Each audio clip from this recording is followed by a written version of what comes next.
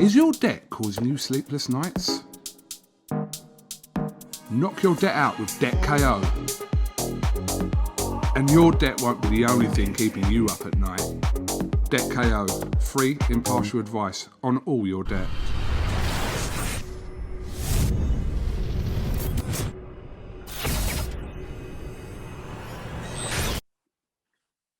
Andrew McCART, IFL TV, in association with MTK Global. He's finally made it on the interview with me after bumping me yesterday. My good friend Gary Cully. Gary, what's good with you, man? What's good, brother? You stood me up. You stood me up. You stood me up. Well, we're here now. We're here. How's things with you? All good. How are you? Good, mate. Good. Just plodding away, doing my thing. You know how it is. Yeah, same as that. There's not much to do, is there? But yeah, we're getting it done regardless. Say that again? Exactly. We're getting it done regardless. Exactly, bro. That's the main thing. So how is training going? Yeah. I know that you had a good win last time out. It was up at 140 though, but how's training going and when are you hoping to be back out? Yeah, it was a good test, the last one. It was a step up in class and a step up in weight. So I passed the test with flying colours, thankfully enough, and put in a good performance. I then got back. I took a week or two off, and then we've gone into second lockdown here in Ireland. So second lockdown for me was just another training camp. So training's been going quite well. We've twice a day, Monday to Friday, weekends off, and just waiting on a date now. So we're looking at early 2021 to get back out and start getting into world rankings. Like I said, with the first lockdown that I felt like I kind of was calling for fights early in my career, and maybe because I had loads of confidence in myself, but maybe I wasn't quite ready for them. But now I feel like the first lockdown has put me a year or two ahead in terms of experience, and now we have this second lockdown as well, and I'm continuing to train and improve. So I feel like once 2021 comes, I'm ready to get into the world rankings and start climbing up them. We'll talk about the world rankings right now. The 135-pound division, the lightweight division, is, you could arguably say, it's the most exciting division at world level, with guys like for sure. Lopez, Lomachenko, Tank Davis, Brian Garcia, Luke Campbell, Gary Cully, maybe.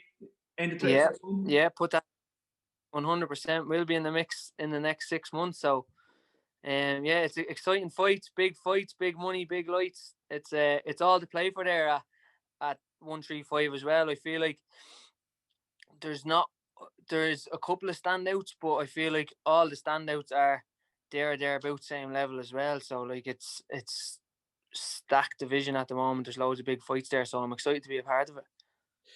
What kind of fight do you need next then, Gary, to get yourself into the world rankings? Do you need an EBU European title fight or something along them lines? I don't know where you are ranked or in the EBU rankings, but do you need a big EBU? I'm 17 in EBU. Right. I'm around 80 in box rec on the box rec. So look, from now I just kind of want learning fights and fights with guys who are ahead of me in the rankings. I don't want to be going fighting, if I'm 80, I don't want to be fighting guys in the hundreds. I want to be fighting guys in the 60s and the 70s now to bump up my ranking. I feel like I've learned my trade over the first 3 years. I'm pro 3 years now. I've had 11 fights. I feel like I've learned my trade, and I'm ready to rock now and start testing myself properly and jumping in these big fights. So I want people who are ranked above me and guys who are going to test me so I can show how good I really am. When you look at the guys at the top of the division, the Devin Haneys, Tank Davis, obviously Teofimo Lopez and stuff like that, who's number one in your eyes? And obviously Teofimo's beat Lomachenko, but I mean, Tank Davis and Devin Haney, they're nipping at his heels a wee bit, aren't they? Yeah, Teofimo is obviously just beating Loma. I think he deserves the number one spot at the minute, but I think his days are numbered at 135 as well. He's quite big for the weight. He looks quite big, so I think his days are numbered. Going on the last three performances, it has to be Davis. Davis is very exciting, but I feel like he might stick around at 130 for a while. Haney didn't impress me really. He didn't get hit. He played it safe and he won, but it looked like a shotgun ball in there, to be fair. I think with like that Gamboa is not the Yuri York's Gamboa that everybody knows. So I thought that Devin Haney would do a better job on him, which he didn't. I feel like, yeah, Lopez is definitely at the top of the tree. Tank really impressed me with his knockout of Santa Cruz. And then there's Haney. I think out of the three of them, Haney at the moment is the most beatable. Like he doesn't really impress me. I think sort of like not on camera. I think maybe on camera. The last interview we did, you said that. I think you said something along them lines that Haney doesn't impress you, and that you can't wait to get in there. But what is it about Haney that doesn't impress you? You know what? Like, I really like him, and he speaks really well. He's young. He seems like he's a really nice kid and stuff. But he promotes himself well as well. But just boxing wise, I feel like he's just been put on this pedestal that he's not as good as he's made out to be. I like, he is really good. Don't get me wrong. But just not as good as Tank or Lopez, or as good as he's being made out to be, I don't think. I think, yeah, he's just been really well promoted. He promotes himself really well, and I don't think he does that, and especially he does the basics well. He doesn't get hit. He has a nice defense. But yeah, I don't think he's special. I feel like Lopez is special. Davis is special talent, but I don't think Haney's up there with them too. Staying in the lightweight division, Brian Garcia and Luke Campbell are hoping to fight this year. Obviously, Luke's been tested positive for COVID-19. What are your thoughts on that fight? Everything. I can't look past Campbell. I watch Campbell. I've learned a lot from Campbell through his amateur days, and watching him early in my professional days, trying to take bits from him. And I'm a big fan, so I can't see Garcia beating him. And if Garcia comes out and gets rid of Campbell in 1 or 2 rounds, then he's legit. He's up there with them three that we've just spoke about as well, isn't he? Like, just the fact that he's not been tested at that level yet gives me doubts. But if he comes out and disposes of Campbell the way he's been disposing of everybody else, then he's legit, and you have to look at him as a real name up there as well in the force we reckon with. But I see Campbell, like, I can't believe Campbell hasn't won a world title yet, to be honest with you. I see him as a big name up there, so I think he'll get through Garcia and look for them big fights. For you, if Garcia is sparring for Campbell, he can give me a call. I'll jump on the plane. Lanky southpaw, that's what he needs. Yeah, there you go. You got to pay you though, Gary, right? Say again? Yeah, of course. You do nothing for free these days. Definitely. Are you impatient to get up in rankings, or are you still sort of like want to learn? You mentioned learning fights, but have you got a little bit? Do you feel like you're a little bit impatient to get up there and start bringing Gary Curran's name in amongst the top guys? I am now. It seems, because the last couple of months, obviously, there's been a lot going on at 135. Obviously with the 2 lockdowns and stuff as well, and what's been going on this year. Like the first lockdown, I sat back and I trained and I enjoyed it because everybody was in the same boat and nothing was going on. So I kind of just sat back and improved. But this lockdown is a little bit harder because there's more shows happening, there's more fights happening, and 135 has been like, there's been 3 or 4 big fights at 135. So I'm kind of looking at them going, I just want to get out now. I'm ready to go, and I want to start climbing the rankings myself. So yeah, I am a bit. I'm starting to feel a bit impatient now and a little bit frustrated. But my time will come, and I think 2021 will be my breakthrough year. Obviously, somebody that's not had her breakthrough year a long time ago is Katie Taylor. Did you watch her at the weekend, man? Is she the fighting fight of Ireland, isn't she, man?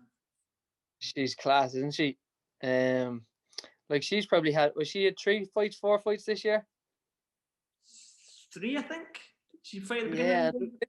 Yeah. Literally, I was saying after the fight, I said, she's going to want to fight before Christmas. And then Eddie Hearn said, like, not joking, she actually will want to fight before Christmas. That's just the way she is. She wants to be active and she wants to cement her legacy. She is something else, like, crazy talent.